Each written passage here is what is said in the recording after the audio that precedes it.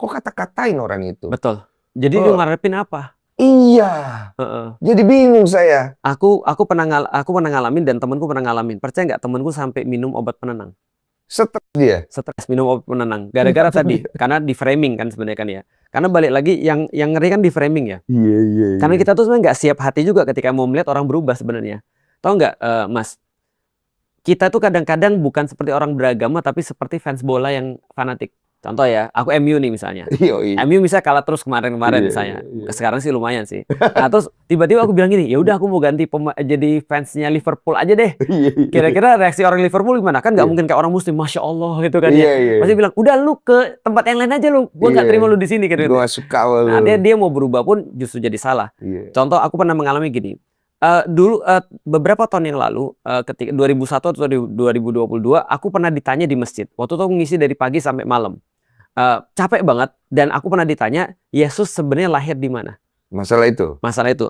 Sebagai seorang Katolik di SD kita udah diajarin Yesus lahir di Bethlehem. Betul. Di kandang domba. Kandang domba. Itu kan ya, kita udah tahu lah itu. Cuman karena slip of tongue di kepalaku kok menjelaskan Yesus orang Nazaret.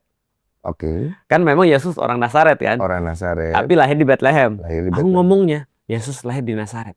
Oh, slip of tongue. Iya. Aku nggak sadar sama sekali. Iya. Kadang-kadang kita bisa begitu. Video udah dipublis agak lama, tiba-tiba ketahuan nih sama orang-orang yang sering debat-debat debat agama. Langsung dikata-katain, goblok, pokoknya tolol. Ini aja nggak paham. Ini kan pelajaran aneh sih. Aku coba, astagfirullahaladzim. Ya udahlah, aku coba untuk klarifikasi di salah satu akun yang pertama kali upload. Aku bilang, aku mohon maaf gitu kan ya, aku nggak mau ceritain apapun, tapi ini slip of tongue dan aku tidak meminta dipahami juga, tapi aku salah, aku bilang gitu. Oh ada ya, inilah gentle, aku salah dan aku minta doanya ya, mudah-mudahan ke depan aku bisa lebih baik dalam ini. Itu semuanya hujatan di bawahnya. Makanya tutup aja akun lu, makanya nggak usah ngomong kalau nggak paham. Ya semuanya tambah parah seperti kita bilang tadi. Jadi kita bingung kan ya. Tapi kata-katamu di situ ini meminta maaf. Minta maaf, ini tetap salah. Nggak ada alasan gitu kan ya. Nggak ada alasan, nggak ada pembelaan diri. Ke depan kita akan lebih baik lagi. Tapi yang muncul kan hujatan kan. Jadi kita memang bisa melihat bahwasanya orang memang nggak siap ketika orang mau berubah sih.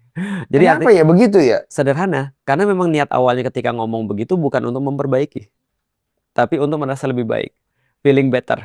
Jadi ada dua cara untuk bisa feeling better. Pertama adalah punya achievement. Yang kedua adalah merendahkan orang lain. Dengan merendahkan orang lain, kamu jadi seperti di atas kan gitu kan ya. Nah jadi aku bilang ya udah berarti memang niatnya mereka di awal memang bukan untuk memperbaiki sih, tapi memang untuk nyampah aja. Tapi kadang-kadang itu men-trigger kita loh. Maksudnya kita udah punya niat baik, tapi akhirnya niat kita jadi nggak baik. Saya kadang-kadang ya, saya ngelakuin hal yang maksudnya saya udah merendah nih. Saya ngomong. Tiba-tiba saya dikata-katain. Akhirnya saya anjing-anjingin juga. Sekalian aja ya? Iya. Begitu saya anjing-anjingin lari dia. Jadi kan saya berpikir, oh mesti dibegini ini manusia.